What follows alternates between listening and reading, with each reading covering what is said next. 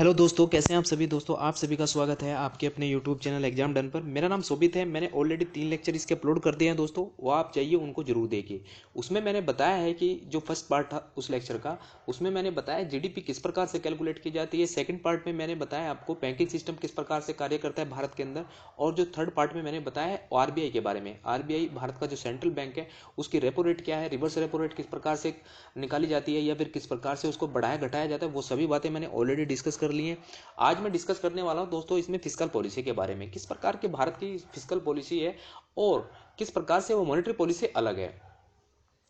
क्या जो fiscal policy है, मॉनेटरी पॉलिसी है, वो उससे ज्यादा तेज कार्य करती है या फिर वो कम कार्य करती है, वो सभी बातें इसमें लेक्चर में डिस्कस करने वाला हूं। दोस्तों मैं आपसे रिक्वेस्ट करूंगा प्लीज चैनल को सपोर्ट करिए, और जिससे कि आने वाले समय में मैं आपके लिए अच्छा अच्छा कंटेंट लाता रहूं। दोस्तों बात करते हैं इसमें पहले क्वेश्चन के बारे में। क्वेश्चन क्या है दोस्तों, which of the following activities constitute real sector in the economy. दोस्तों ये सिर्फ बेसिक कॉन्सेप्ट के आधार पर ये आपसे क्वेश्चन पूछा गया है। 2022 का क्वेश्चन है, इसमें आप अटेम्प्ट करिए और इसका जो आंसर होगा दोस्तों मैं आपके आने वाले समय में लेक्चर के अंत में दे दूंगा। इसका जो आंसर है दोस्तों आप कमेंट बॉक्स में भी दीजिए, ठीक है। अब मैं बात करता हूं दोस्तों फिस्कल पॉलिसी के बारे में। दोस्तों दो प्रकार की पॉलिसी मैंने आपको बताई थी। एक तो थी मॉनेटरी पॉलिसी, एक है दोस्तों फिस्कल पॉलिसी। मॉनेटरी पॉलिसी होती है दोस्तों जो आरबीआई उसको गवर्न करती है, और वहीं अगर मैं राजकोषीय नीति या फिर फिस्कल पॉलिसी के बारे में बात करूं तो ये दोस्तों सरकार के द्वारा गवर्न की जाती है। सरकार इसको देखती है कि ऋण को कितना बढ़ाना है घटाना है, या फिर कर को कितना घटाना है बढ़ाना है, ये कार्य करती है। लेकिन दोनों का ऑब्जेक्टिव एक ही है कि इन्फ्लेशन को कम करना। कहीं ना कहीं इन्फ्लेशन को कंट्रोल करने के लिए ये दोनों पॉलिसी लाई जाती है। आरबीआई के द्वारा दोस्तों मॉनेटरी पॉलिसी लाई जाती है, उसमें रेपो रेट या फिर रिवर्स रेपो रेट किस प्रकार से घटाना बढ़ाना है तो वो कार्य मॉनेटरी पॉलिसी के अंतर्गत किया जाता है। वहीं राजकोषीय या फिस्कल पॉलिसी के अंतर्गत ये कार्य किया जाता है। तो दोस्तों काम एक ही है, दोनों का ऑब्जेक्टिव एक ही है, इन्फ्लेशन को कंट्रोल करना। दोस्तों दो प्रकार की या मैंने आपको मॉनेटरी पॉलिसी के अंतर्गत दो प्रकार के बताई थी। एक तो थी एक्सपेंशनरी, एक थी कॉन्ट्रैक्शनरी। वहीं फिस्कल पॉलिसी भी इसी प्रकार से होती है, एक्सपेंशनरी और कॉन्ट्रैक्शनरी, यानी विस्तारवादी और संकुचनवादी। विस्तारवादी में अगर आपको लिक्विडिटी मार्केट के अंदर पैसे की ज्यादा बढ़ानी है तो आप ब्याज को कम कर दीजिए तो लिक्विडिटी ऑटोमेटिकली बढ़ जाएगी। वहीं अगर आपको कम करना है तो ब्याज को बढ़ा दीजिए तो आपको लिक्विडिटी कम हो जाएगी। तो यही कारण है दोस्तों, इस प्रकार से रेपो रेट को भी घटाया बढ़ाया जाता है। तो इसी प्रकार से जो हमारी फिस्कल पॉलिसी है वो भी सरकार के द्वारा ऋण को बढ़ाया घटाया जाता है। तो यही कारण है दोस्तों, इन दोनों का ऑब्जेक्टिव एक ही है, इन्फ्लेशन को कंट्रोल करना। दोस्तों जो मॉनेटरी पॉलिसी होती है वो कंट्रोल मनी सप्लाई करती है, और जो लो एंड फेड जो फंड रेट होता है उसको कम करती है। वहीं जो फिस्कल मॉनेटरी पॉलिसी होती है वो ज़्यादा तेज होती है, किससे, जो सबसे ज़्यादा कार्य करती है, एकदम से इफेक्ट डालती है फिस्कल पॉलिसी से। मॉनेटरी पॉलिसी सबसे एकदम से इफेक्ट डालती है, क्योंकि सरकार के द्वारा क्या करना है, सरकार को पता लग गया कि जो मार्केट के अंदर महंगाई बढ़ रही है, यानी कि रुपए की वैल्यू गिर रही है, भाई सामान की कीमत ज़्यादा हो रही है और रुपए की वैल्यू कम हो रही है। तो सरकार क्या करती है दोस्तों, पैसे की कीमत को बढ़ाने के लिए सरकार मार्केट में पैसा और उतार देती है। उससे क्या करती है, रिवर्स रेपो रेट या जो रेपो रेट होती है हमारी उसमें कमी कर देती है, जिससे कि जो बैंक होंगे वो आरबीआई से लोन लेंगे, फिर आरबीआई जो बैंक है वो आम आदमी को लोन देंगे, जिससे कि मार्केट के अंदर लिक्विडिटी बढ़ जाएगी और इन्फ्लेशन कंट्रोल में आ जाएगी। तो ये कार्य किए जाते हैं सरकार के द्वारा या फिर आरबीआई के द्वारा। तो दोस्तों ये बातें आपको समझ में आ गई, इसका ऑब्जेक्टिव समझ में आ गया, टैक्सेशन क्या होता है, पब्लिक स्पेंडिंग क्या होती है, ये सब बातें आगे आने लेक्चर में मैं आपके सामने डिस्कस करने वाला हूँ। फिस्कल पॉलिसी दोस्तों दो प्रकार की होती है, गवर्नमेंट रिवेन्यू और एक्सपेंडिचर, ठीक है। मतलब सरकार के द्वारा जिस प्रकार से बजट लाया जाता है, साल दर साल हर साल बजट लाया जाता है, उसमें क्या होता है दोस्तों हमारे देश के अंदर कि जो हमारा लेखा जोखा है, जितना हमने कमाई की, जितना हमने खर्चा किया, उसका लेखा जोखा बजट के माध्यम से किया जाता है। और वहीं जो फिस्कल पॉलिसी होती है वो भी दोनों का एक ही मेल जोल है कि इसमें इतना कितना खर्चा किया, इतना हमने क्या खर्चा किया, इतना हमने आमदनी की। तो ये इस प्रकार से राजकोषीय नीति होती है कि सरकार के अंदर जो हमारी वित्त मंत्री, हमारी जो फाइनेंस मिनिस्टर है वो ये कार्य करती हैं, ठीक है दोस्तों, ध्यान रखना। अब जो हमारे रिवेन्यू होता है, जो हमारे जो पैसा आता है वो कहाँ से आता है, एक तो आता है दोस्तों टैक्स से, एक आता है नॉन टैक्स से, एक आता है एक्सटर्नल ग्रांट से। मतलब अगर कहीं से हमें एक्सटर्नल से बाहर से पैसा लेना है तो वहां से पैसा आता है। और वहीं अगर टैक्स से बात करूं दोस्तों, दो प्रकार के टैक्स होते हैं, डायरेक्ट टैक्स और indirect tax. Personal income tax direct tax के अंदर आता है, business profit, agriculture tax, dividend और वही कस्टम कॉर्पोरेट टैक्स, वो सभी के सभी डायरेक्ट टैक्स के अंदर आते हैं। लेकिन इनडायरेक्ट टैक्स के अंदर आपका जीएसटी हो गया, और exercise local product turnover tax, ये सभी के सभी दोस्तों टैक्स हैं वो फिस्कल पॉलिसी के अंतर्गत ही आते हैं। अगेन आपको एक और बात बता देता हूँ दोस्तों, ये सभी जो कार्य होते हैं फिस्कल पॉलिसी के अंतर्गत होते हैं। वहीं जो आरबीआई की बातें मैंने पिछले लेक्चर में डिस्कस की थी, उसके अंदर भी मैंने आपको बताया था कि जो एसएलआर होता है, बेस रेट होती है, बैंक दर क्या होती है, वो सभी बातें मैंने उस लेक्चर में डिस्कस करी हैं। तो आप प्लीज़ जाइए, जो थर्ड लेक्चर है उसको जरूर देखिए, क्योंकि उससे आपको मॉनेटरी पॉलिसी के बारे में पता लगेगा। अब दोस्तों जो हमारे देश के अंदर 3 प्रकार के फंड होते हैं। भारत सरकार या संविधान के अंदर ये प्रावधान किए गए हैं कि भारत के अंदर 3 प्रकार के फंड हैं। एक होता है दोस्तों consolidated fund, contingency fund, public fund. Consolidated fund दोस्तों वो होता है जो सरकार सीधे इससे पैसा नहीं निकाल सकती, सरकार के द्वारा अगर इसको पैसा निकालना है तो संसद की अनुमति होनी चाहिए। वहीं कंसोलिडेटेड फंड के अंदर हमारी जो कितनी रेवेन्यू बजट होगा, कैपिटल बजट किस प्रकार का होगा, और रेवेन्यू बजट के अंदर भी रेवेन्यू रिसिप्ट होगी, फिर रेवेन्यू एक्सपेंडिचर होगा। कैपिटल बजट के अंदर कैपिटल रिसिप्ट होगी, कैपिटल एक्सपेंडिचर होगा। पब्लिक अकाउंट के अंदर रेवेन्यू और डिस्टर्बमेंट। ये कार्य होते हैं दोस्तों हमारे देश के अंदर, निधि के अंदर यही कार्य सारे के सारे चलते हैं। यही बजट के अंदर है। बजट का अगला सेशन में लेके आऊंगा, उसमें आपको बताऊंगा कि भारत के अंदर बजट किस प्रकार चलाया जाता है और क्या क्या उसके प्रावधान होते हैं। ठीक है, तो ये फिस्कल पॉलिसी के अंतर्गत कार्य होते हैं दोस्तों। रेवेन्यू बजट के अंदर क्या होता है, रेवेन्यू रिसिप्ट होती है, रेवेन्यू एक्सपेंडिचर होता है। रेवेन्यू रिसिप्ट के अंदर टैक्स हम वसूलते हैं, और नॉन टैक्स से जो जो चीजें हम सरकार के द्वारा रेवेन्यू या राजस्व कह देते हैं, राजस्व के मतलब राजस्व है हमारी आमदनी, ठीक है, राजस्व के द्वारा।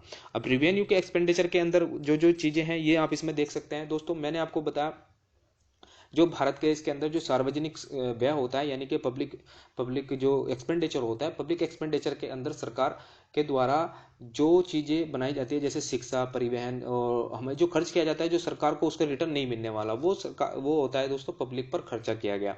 वहीं अगर रेवेन्यू यानी कि रेवेन्यू एक्सपेंडिचर जो होता है दोस्तों, वो सरकार उस पर ऐसा खर्च करती है जिससे कि उससे आमदनी हो, जैसे कहीं पर इंफ्रास्ट्रक्चर तैयार कर देना, कहीं पर ऐसी चीजें बना देना जिससे सरकार को वहां से आमदनी होगी। तो ये इस प्रकार के रेवेन्यू एक्सपेंडिचर और जो पब्लिक एक्सपेंडिचर होते हैं, ये इनको डिफरेंस आप कर लेना। ठीक है दोस्तों, कैपिटल बजट किस प्रकार का होता है, कैपिटल रिसिप्ट और कैपिटल एक्सपेंडिचर, ये दोस्तों अगेन एक बार एक और बता देता हूं मैं आपको, ये सारे के सारे हैं हमारी फिस्कल पॉलिसी के अंतर्गत कार्य होते हैं। फिस्कल पॉलिसी का मतलब है कि भारत के अंदर हम किस प्रकार से कार्य करेंगे, इस प्रकार से कार्य करेंगे, हमें इतना खर्चा लेना है, इतना हमें डेब्ट उठाना है, इतना हमें सार्वजनिक ऋण लेना है। तो ये कार्य दोस्तों इस प्रकार से होते हैं। अब मैं एक और बात आपको बता देता हूं, अगर दोस्तों देखो, अगर आरबीआई को महंगाई को कम करना है तो आरबीआई क्या करती है, रेपो रेट को तुरंत कम कर लेती है। और वहीं अगर सरकार को महंगाई को कम करना है तो सरकार क्या करेगी, तो सरकार करेगी दोस्तों, सरकार जो हमने ऋण लिया है उसको और लेगी, मतलब कहीं ना कहीं आईपीओ लेके आएगी। मैं आपको अभी हाल ही में सुना होगा जो एलआईसी का आईपीओ लाया था, एलआईसी को बेचा गया है, उसके 10% स्टेक को बेचा गया है। वो एक किस्म से सरकार बोरो कर रही है। कहां से बोरो कर रही है, मार्केट से, जो अपनी हिस्सेदारी को बेच रही है, मार्केट में अपनी हिस्सेदारी को बेच के वहां से पैसा उठा रही है, और वो उस पैसे को कहां इन्वेस्ट कर रही है, कहीं पर ऐसा इंफ्रास्ट्रक्चर बनाने के लिए जिससे से सरकार को वहां पर आमदनी हो सके। और सरकार में जो सरकार जो लोगों के लिए कल्याण करती है, तो सरकार का कार्य ये होता है कल्याणकारी सरकार। तो यही दोस्तों यही कार्य होते हैं हमारे देश की राजकोषीय नीति के अंदर। ठीक है, बजट के कैपिटल बजट क्या होता है, कैपिटल रिसिप्ट क्या होती है, ये सब बातें इसमें लिखी हुई है, इनको ध्यान रखने था। अब दोस्तों टैक्स के बारे में बात करते हैं। टैक्स किस प्रकार के होते हैं, टैक्स भी दोस्तों 3 प्रकार के होते हैं। एक होता है प्रोग्रेसिव टैक्स। प्रोग्रेसिव का मतलब होता है दोस्तों कि जो टैक्स सरकार के जितनी आपकी आमदनी होगी उसी प्रकार से सरकार आपको टैक्स लगाएगी। जैसे आयकर टैक्स है, इनकम टैक्स इसका बहुत अच्छा उदाहरण है। ठीक है, regressive tax, percentage of income paid tax decrease as a income increase. अगर आपकी जो टैक्स होता है जब डिक्रीज होता है तो इनकम आपकी इंक्रीज होती है, उसको कहते हैं regressive tax. Proportional tax, A flat tax stated and percentage which remains same of matter what you income level. तो आपकी इनकम लेवल किस प्रकार की है वो प्रोपोर्शनल टैक्स के अंतर्गत आती है। दोस्तों 2 प्रकार के होते हैं। अब जो इसमें मोडवेट और सेनवेट क्या होते हैं ये आपको ध्यान रखनी है। दोस्तों आपने एक नाम सुना होगा कैस्केडिंग इफेक्ट। कैस्केडिंग इफेक्ट दोस्तों ये इस प्रकार का होता है, जो कैस्केडिंग इफेक्ट होता है, जैसे मैं आपको एक उदाहरण देके समझाता हूँ। 2 कंपनियां हैं, एक कंपनी एक कच्चा माल लेके आती है, तो कहीं ना कहीं उसे कच्चा माल लाने के लिए 2 प्रकार के टैक्स से गुजरना पड़ता है कोई चीज को। तो ठीक है, तो वो 2 प्रकार के जब टैक्स हो जाते हैं तो उसको कहा जाता है दोहरी कर प्रणाली, मतलब दोहरी कर प्रणाली का कैस्केडिंग इफेक्ट आ गया। तो इसी का कहीं ना कहीं एक किस्म से इसका सोल्यूशन ढूंढने के लिए सरकार के द्वारा जीएसटी लाया जाता है। जो जीएसटी के अंतर्गत होता है वो सभी चीजें आ जाती हैं। अब आप देखते होंगे जो जीएसटी होता है दोस्तों, जीएसटी एक आदमी के द्वारा, यानी कि जो उपभोग कर रहा है, जो उस चीज का कस्टमर है, वो उसके द्वारा पे किया जाता है, नहीं कि जो बीच में जो श्रृंखला बनी हुई है एक चीज को बनने में, तैयार होने में जितना जो कर लगा है वो उसको द्वारा पे नहीं किया जाता। जो सरकार, जो हमारा कस्टमर है वो उसके द्वारा पे करती है। तो ये थोड़ा सा इसके बारे में डिफरेंस है, इसको ध्यान रखना है दोस्तों। पब्लिक डेब्ट के बारे में बात करता हूँ, यानी कि सार्वजनिक ऋण के बारे में बात करता हूँ। सरकार कहाँ से उधार लेती है, सरकार के पास कहाँ से आमदनी आती है? सरकार या तो टैक्स से पैसा वसूलती है या फिर सरकार उधार लेती है। सरकार उधार लेने के लिए सबसे ज्यादा पीछे रहती है। क्यों रहती है? क्योंकि सरकार के द्वारा अगर उधार नहीं लिया जाएगा तो सरकार कहाँ से, हमारा देश क्या है भाई, हमारा देश विकासशील देश है, हम कहीं से, हमारे पास संसाधन नहीं है तो सरकार कहाँ से पैसा अपना जनरेट करेगी? सरकार को आगे चलाना है, कहीं इंफ्रास्ट्रक्चर बनाने हैं, कहीं पे रोड, शिक्षा व्यवस्था करनी है, तो ये सरकार के द्वारा जो कार्य किए जाते हैं, तो पैसा कहाँ से लाएगी सरकार? कहीं ना कहीं बोरो ही तो करेगी ना सरकार। तो इसी प्रकार से सरकार के द्वारा जो हमारे देश के अंदर बजट घाटा होता है वो हमेशा से ही लगभग 3 से 4% रहता है। और जब हमारा कोरोना काल आया था, कोरोना काल के अंदर तो ये बजट घाटा लगभग 7 से 8% के लपेट में चला गया था। 7 से 8% का मतलब है कि आप देखिए कि जो जीडीपी होती है, जीडीपी का इतने परसेंट हमारा जो डेप्ट होता है, मतलब हमारा जो जो बजट घाटा होता है वो इस प्रकार सा होता है। ठीक है, तो ये पब्लिक इसके बारे में बात आप जरूर ध्यान रखिए दोस्तों। अब जो एफआरबीएम एक्ट है, एफआरबीएम का एक्ट लाया गया था 2003 के अंतर्गत। 2003 के अंदर एफआरबीएम एक्ट का क्या मतलब है कि इतना हमें अपना जो बजट घाटा है इसको इतने परसेंट तक रखना है। कितने परसेंट तक रखना है? 3% तक रखना है। इसमें दोस्तों इसके प्रावधान क्या किए गए थे कि जो सरकार के द्वारा, मतलब पिछले दिनों में आपने देखा होगा 1991 में हमारे एलपीजी रिफॉर्म लाए गए थे। एलपीजी रिफॉर्म का मतलब है कि भारत के अंदर हमने जो बाहर की कंपनियां हैं उनके लिए लाइसेंसों को इजीली कर लिया था, मतलब जो चीजें जो रोक लगा रही थी उनको अपने हटा लिया था। तो भर भर के कंपनियां भारत देश के अंदर आने लगी। अब भारत देश के अंदर जो कंपनियां आई तो हमने भी अपने देश को और तीव्र गति से बढ़ाने के लिए सरकार के द्वारा और बोरो करने लगी। सरकार अपनी हिस्सेदारी को कहीं ना कहीं कंपनियों को बेचने लगी। सरकार के द्वारा जो हमारी कंपनियां होती है, जैसे रेलवे वगैरह हैं, जो हमारी जो सरकारी कंपनियां हैं उनको बेचने लगती है। तो सरकार कहीं ना कहीं से बोरो करती है। फिर क्या होता है दोस्तों, सरकार खर्चा ज्यादा कर देती है। फिर खर्चा भी ज्यादा करेगी, खर्चा ज्यादा करेगी तो इसका मतलब क्या होगा, फिर जो बजट घाटा है वो बढ़ने लगेगा। तो इसी के लिए एक एफआरबीएम एक्ट लाया जाता है। एफआरबीएम एक्ट क्या कहता है कि 3% जीडीपी का नहीं होना चाहिए, इससे फालतू नहीं होना चाहिए, और हर साल लगभग 0.3% से और 0.5% तक इसको हर साल कम करना है। 2019 तक इसको बिल्कुल खत्म कर देना है, इक्वल कर देना है। ना तो बजट इतना घाटा हो रहा है, ना इतनी हमारी मतलब हमें जितना हमारा आमदनी हुई है इतना ही हमने जो है खर्चा कर लिया। तो ये इस प्रकार का एफआरबीएम एक्ट लाया जाता है। इसकी जो पारदर्शिता है, कि सरकार के द्वारा पारदर्शिता इसके अंतर्गत लानी है, तो वो सब बातें इसमें लिखी हुई है, ध्यान रखना। फीचर्स ऑफ द एक्ट, और जो एनके सिंह की कमेटी थी वो किस प्रकार की इसने रिकमेंडेशन दी थी, ये इसमें लिखी हुई है बातें दोस्तों, इनको ध्यान रखनी है। सबसे बड़ी बात है हमारे बारे में कि भारत के अंदर किस प्रकार का एफआरबीएम एक्ट लाया जाता है। ठीक है दोस्तों। अब दोस्तों इसमें जो जीएसटी है वो हमारे देश के अंदर जब 2017 के अंदर जीएसटी लगी, लेकिन इसका इतिहास बहुत पुराना है, लगभग अब से 30 साल या 35 साल लगभग पुराना इसका इतिहास है। बहुत दिनों से चलता आ रहा है कि जीएसटी अब आएगा अब आएगा, लेकिन फाइनली 2017 के अंदर जीएसटी को इंट्रोड्यूस किया दिया जाता है। पूरे भारत के अंदर नई जीएसटी, नई कर व्यवस्था लाई जाती है। क्योंकि मैंने आपको बताया था कि डायरेक्ट टैक्स और इनडायरेक्ट टैक्स कौन सा होता है दोस्तों, जीएसटी इनडायरेक्ट टैक्स होता है। वही दोस्तों अब जीएसटी को 3 प्रकार के टैक्स होते हैं, सीजीएसटी, एसजीएसटी, आईजीएसटी। सीजीएसटी के अंदर सेंट्रल गवर्नमेंट टैक्स को वसूलती है, वहीं एसजीएसटी के अंदर स्टेट गवर्नमेंट टैक्स को वसूलती है, आईजीएसटी के अंदर दोनों जो गवर्नमेंट होती है वो टैक्स को वसूलती है। अब दोस्तों ये जो टैक्स है दोस्तों, ये क्या है, डेस्टिनेशन बेस है, मतलब कहीं से कोई चीज बन के चली तो इसका जो फाइनल जो इसका जो फाइनल करदाता होगा वो होगा उपभोक्ता, मतलब एक किस्म से कस्टमर होगा। कस्टमर को मान लीजिए कि आपका एक फाइनल करदाता है, वो ही इसका जो टैक्स है, सारा का सारा जितना भी टैक्स है वो पे करने वाला है। तो ये जीएसटी के प्रकार है। अब दोस्तों जीएसटी काउंसिल, जो मोस्ट इंपोर्टेंट मैं आपके लिए टॉपिक मानता हूँ, जीएसटी काउंसिल क्या होती है दोस्तों, इसका जो प्रावधान है संविधान के अंदर दिया गया है। संविधान के अंदर एक ऐड जोड़ा गया था 279A। तो 279A के अंतर्गत जीएसटी काउंसिल का प्रावधान किया गया है। अब जीएसटी काउंसिल, अभी हाल ही में जीएसटी काउंसिल का गठन हुआ था, उसमें कुछ जो टैक्स स्लैब होती है उसको घटाया बढ़ाया है। इसका कार्य यही होता है कि एक काउंसिल होती है वो बैठती है और उसके अंतर्गत कौन कौन होता है, एक फाइनेंशियल मिनिस्टर होती है वो उसकी हेड होती है, और जो सेंट्रल गवर्नमेंट होती है उसके लगभग 1/3 सदस्य होते हैं, और जो हमारी राज्य सरकारें होती हैं उनके 2/3 सदस्य होते हैं। अब जो राज्य सरकारें होती हैं, राज्य सरकारें अपना जो प्रतिनिधित्व भेजती है या फिर कोई गवर्नमेंट ऑफिसर भेजती है, तो वो अपना प्रतिनिधित्व भेजती है, तो सारे के सारे कार्य जो मिलकर किए जाते हैं काउंसिल के अंदर, सभी निर्णय लिए जाते हैं वो बहुमत के आधार पर लिए जाते हैं।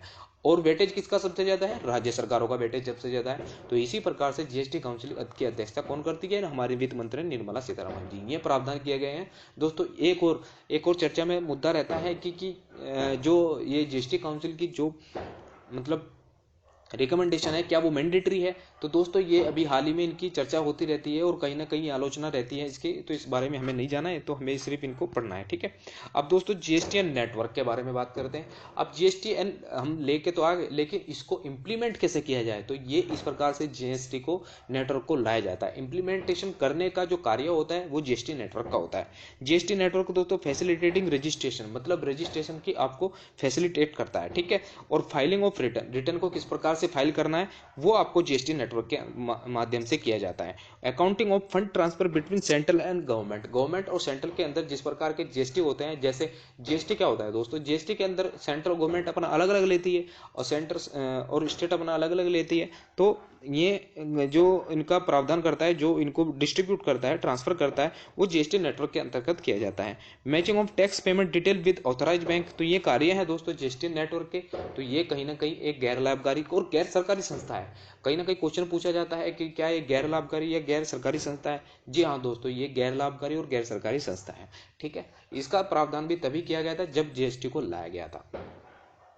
तो दोस्तों ये कार्य हैं, और जीएसटी से रिलेटेड जितनी भी बातें मैंने आपको इसमें बताई है लेक्चर मैं अब आपकी रिकमेंडेशन के आधार पर मैं इस लेक्चर को छोटा ही करने वाला हूँ, ये छोटा ही होने वाला है। तो ये जो बातें बताई है दोस्तों मैंने राजकोषीय नीति के बारे में, किस प्रकार के भारत के अंदर राजकोषीय नीति है, रेवेन्यू डिफिसिट क्या है या फिर बजट डिफिसिट क्या है, वो सभी बातें मैंने डिस्कस की हैं इसमें। और आगे आने वाले लेक्चर में मैं आपको बजट के बारे में बताऊंगा, बजट किस प्रकार का होगा और भारत के अंदर क्या क्या रेवेन्यू रिसिप्ट होती है, और भारत बोरो जो हमारी सरकार होती है, सेंट्रल गवर्नमेंट होती है, वो कहाँ से बोरो करती है। तो ये आपको बेसिक नॉलेज होनी बहुत जरूरी है, क्योंकि इससे आपको जितनी भी अंडरस्टैंडिंग है वो सारी की सारी क्लियर होने लगती है।